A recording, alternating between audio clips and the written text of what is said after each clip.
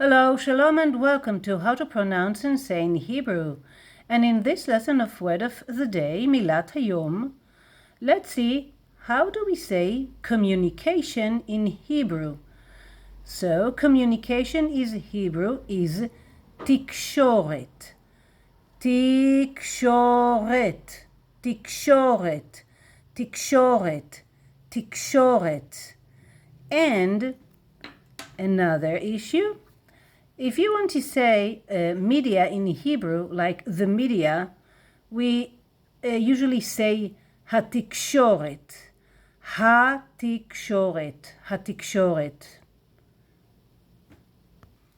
So one word in Hebrew for two words in English.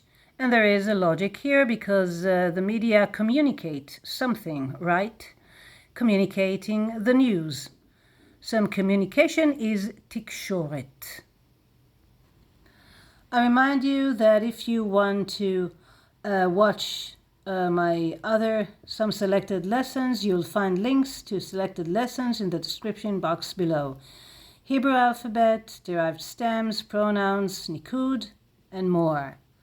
And until next time, להתראות בקרוב. See you soon.